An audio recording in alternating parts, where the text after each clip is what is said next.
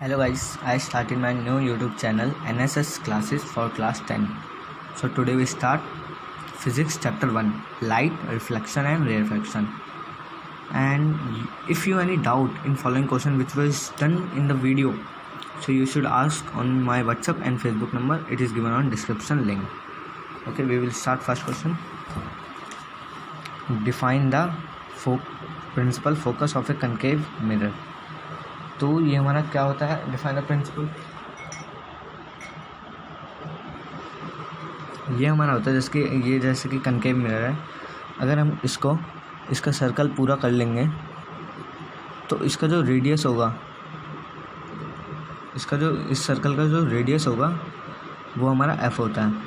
तो इसमें हमें बोला गया principal focus of the concave mirror क्या होता है. जैसे कि अगर इन्फिनिटी से कोई भी रे आ रही है, वो जहाँ पे कन्वर्ज होंगी, वो सारी जहाँ पे कन्वर्ज होती हैं उसे हम principal focus of the concave mirror कहते हैं. ठीक है गाइस, आई होप आपको समझ आ गया होगा. हम नेक्स्ट क्वेश्चन पे चलते हैं. नेक्स्ट क्वेश्चन हमारा the radius of the curvature is of spherical mirror. तो अगले नेक्स्ट क्वेश्चन में हमें देखा radius of the curvature of spherical mirror is 20 centimetre. तो हमें रेडियस ऑफ कर्वेचर दे रखा है 20 सेंटीमीटर. हमें फोकल लेंथ निकालनी है. तो इसका हमारा फॉर्मूला क्या होता है, जो हमारी फोकल लेंथ होती है वो रेडियस ऑफ द कर्वेचर का हाफ होती है.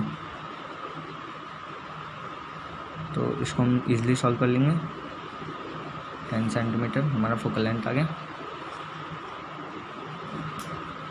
क्वेश्चन क्या बोलता हमें, radius of curvature of A spherical mirror is 20 centimeter. What is focal length? तो हमारा नेक्स्ट क्वेश्चन है name the mirror that can you give an erect and enlarge image of the object. ऐसा कौन सा mirror है जो हमें erect and enlarge image देता है. तो ये तो हमें चैप्टर पढ़ के समझ आ गया होगा कि कनकेव मिरर होगा, कनकेव मिरर. नेक्स्ट क्वेश्चन है why do prefer a convex mirror as a rear view in motor vehicle. मतलब इसमें हमें बोला गया कि जब जो हमारी गाड़ियों में शीशे होते हैं वो कन्वेक्स क्यों होते हैं. तो इसका मैं आपको पॉइंट बता देता हूँ. क्योंकि वो जो मिरर होते हैं वो हमें it gives us erect image, वो हमें इरेक्ट इमेज देते हैं और वो हमें वाइडर व्यू देते हैं, wider view as their curved outdoor. मतलब जो बाहर का वो होता है वो हमें छोटे शीशे में पूरी स्क्रीन दे देते हैं ताकि हमें सब कुछ दिख सके. और थर्ड होगा हमारा वो हमें full image given but it can be small mirror, it can be in small mirror. ये 3 पॉइंट है, ये आप इजीली याद कर सकते हैं. वो हमें इरेक्ट इमेज देता है, वो हमें वाइडर व्यू देता है और वो हमें पूरी इमेज दिखाता है बस छोटे शीशे में. एक डिफ़ॉल्ट है बस. नेक्स्ट क्वेश्चन हमारा find the focal length of a convex mirror whose radius of curvature is 32 centimetre. तो हमारा नेक्स्ट क्वेश्चन था find the focal length of the convex mirror whose radius of curvature is 32 centimetre. तो radius of curvature में 32 centimetre दे रखा है. Focal length हमें निकालनी है तो हम फॉर्मूला लगा देंगे F इक्वल R/2. तो R हमारा 32 है. ये तो इजी प्रॉब्लम्स हमें ये आपको इजीली समझ आएंगे. ये भी हमारा हो गया. नेक्स्ट क्वेश्चन हमारा a concave mirror produce 3 times magnified enlarged image of an object place at a 10 centimetre in front of it where is image located. तो इस क्वेश्चन का मतलब है, पहले हम देख लेते हैं हमें गिवन का क्या है. हमें ऑब्जेक्ट डिस्टेंस गिवन है तो हम ऑब्जेक्ट डिस्टेंस लिख लेंगे. ऑब्जेक्ट डिस्टेंस हमें गिवन है और इसमें बोला हमें 3 times मैग्नीफाइड enlarged इमेज, मतलब जब हमारी लाइट रिफ्लेक्ट हुई तो हमें 3 times enlarged इमेज दिखाई दी ऑब्जेक्ट की. तो इसमें मैग्नीफिकेशन हमारी हो गई, मैग्नीफिकेशन हो गई 3. अब इसमें बोला है जो हमारी कनकेव मिरर थी वो 3 टाइम्स एनलार्ज इमेज दे रही है, तो इमेज रियल है, तो इसमें मैग्नीफिकेशन हमारी -3 होगी। अब हमें निकालना क्या है, वेरियस इमेज डिस्टेंस निकालना है। तो हम फॉर्मूला पुट कर देंगे, m इक्वल -v/u, m -3 है, v हमें निकालना है, u दे रखा है, तो -3 × -10 इक्वल v माइनस करके 30 माइनस, तो हमें इमेज डिस्टेंस आ गया हमारा इक्वल 30 सेंटीमीटर माइनस। सो हमारी तो इमेज हमारी लोकेटेड होगी, image is located at 30 centimetre in front of the mirror on left side. ये इमेज हमारी जो लोकेट होगी हमारी लेफ्ट साइड पे होगी, याद रखें। सो नेक्स्ट क्वेश्चन में बोला a ray of light travelling in air obliquely in water, does the light ray bend toward the normal और away the normal, why. So जो हमारी रे ऑफ लाइट है, जो एयर से आते हुए वाटर के अंदर ऑब्लिकली जा रही है, तो वो जो हमारी रे ऑफ लाइट है वो टुवर्ड द नॉर्मल बेंड करेगी, क्योंकि जो हमारी स्पीड ऑफ लाइट होती है वो एयर में ज़्यादा होती है रेदर देन वाटर। तो अगर जब एयर में जब उसकी स्पीड ज़्यादा होती है, तो जब वो वाटर में एंटर करेगी, जब वाटर के अंदर एंटर करेगी तो रेल ऐसे कुछ आके ऐसे बेंड हो जाएगी, क्योंकि उसकी स्पीड कम हो जाती है उसके अंदर। समझाता हूँ, जब रे ऑफ लाइट वाटर से आ रही है, ये हाई स्पीड में आ रही है, और फिर जब ये वाटर के अंदर गिरी तो उसकी स्पीड कम हो जाएगी, क्योंकि एयर है जो हमारा रेयर मीडियम है और वाटर है जो हमारा डेंसर मीडियम है। तो रे ऑफ लाइट आके फिर टकरा जाएगी और फिर वो टुवर्ड द नॉर्मल जाएगी, क्योंकि उसकी स्पीड कम हो रही है।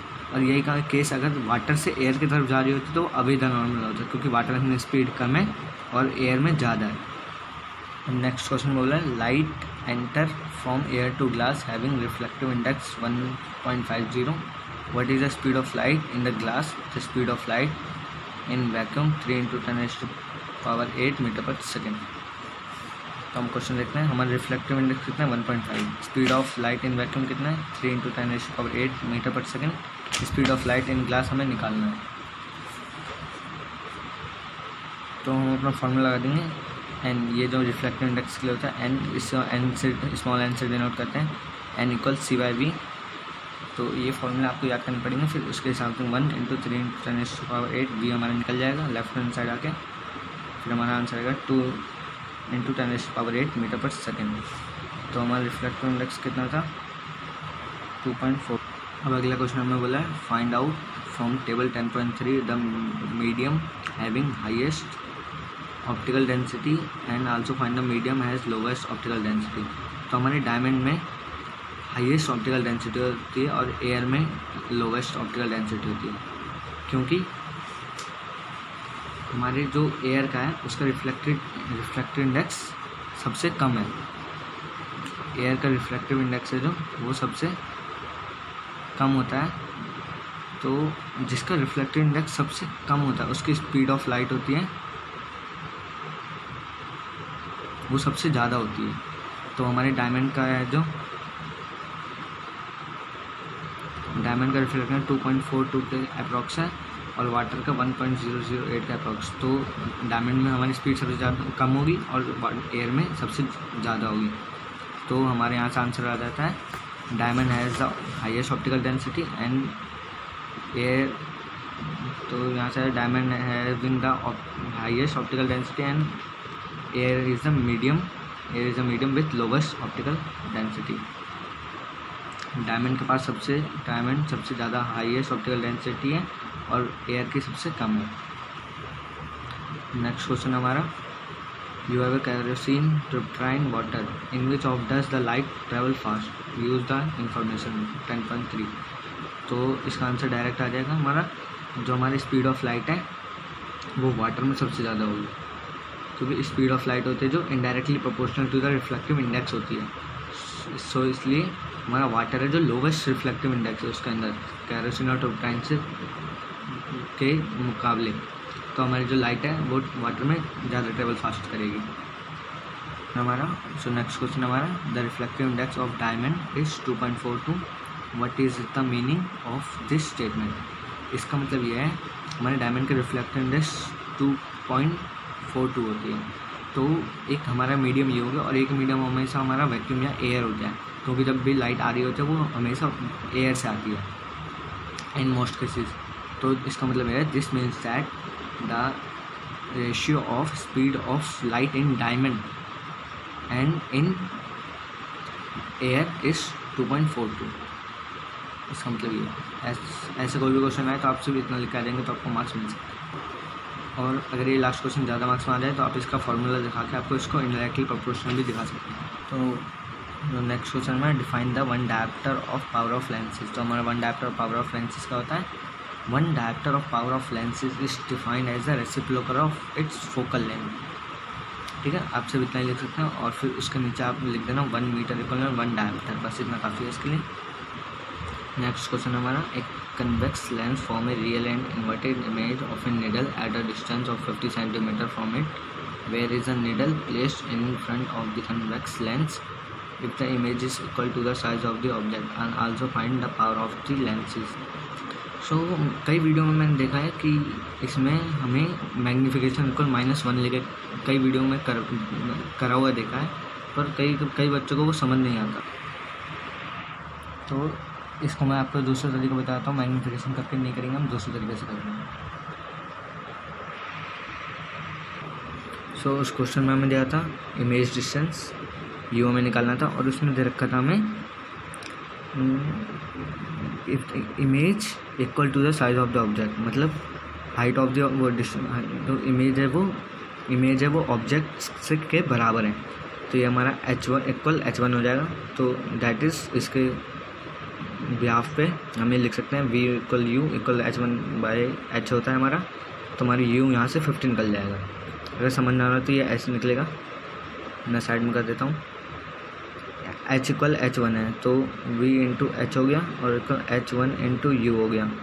तो ये h कट जाएगा क्योंकि ये इक्वल है, तो हम पे v इक्वल यू हो गया, v इक्वल यू हो गया, v इक्वल यू हो गया और यू मैंने यू ऑब्जेक्ट डिस्टेंस हमारा माइनस में होता है तो हम माइनस लगा लेंगे, -50 सेंटीमीटर आ गया। उसके बाद हमें दिया हुआ as it is a convex lens and according to convention of the object should be placed in front of the mirror that is 50 centimetre. ठीक है, तो हम फार्मूले से 1/f equal 1/v minus 1/u हो जाएगा। तो इसके हिसाब से हम निकालेंगे। f हमारा निकल गया 25, इसको फिर हम मीटर में से निकालेंगे क्योंकि जो भी हमारी पावर निकलती है आगे जाके हमें पावर में निकालने के लिए बोला है, तो जो हम पावर निकलते हैं वो मीटर में निकलता है, हमेशा ध्यान रखना। फिर पावर होता है जो हमारा 1/f होता है, तो यहाँ से फिर हमारी पावर आ गई 4d, power of the concave lens of focal length 2 metre. तो हमें पावर ऑफ लेंस निकालनी है। फोकल लेंथ हमें 2 मीटर दे रखी है, पावर लेंथ 2 मीटर दे रखी है, फोकल लेंथ इक्वल 2 दे रखी है। तो पावर का फॉर्मूला होता है 1/f, यहाँ पर भी कर रखा है, देख लेंगे, दोबारा दिखाता हूँ। तो 1/f होते हैं तो 1/2 हो गया और ये 0.5 हो गया। अब जो हमारी पावर होती है कनकेव लेंस की वो हमेशा माइनस में होता है, ये याद रखना, कई बच्चे कंफ्यूज हो जाते हैं। तो ये हमेशा कनकेव की माइनस में होता है, कन्वेक्स की प्लस में होता है। Thank you, have a nice day. Please subscribe and like my YouTube channel if you want.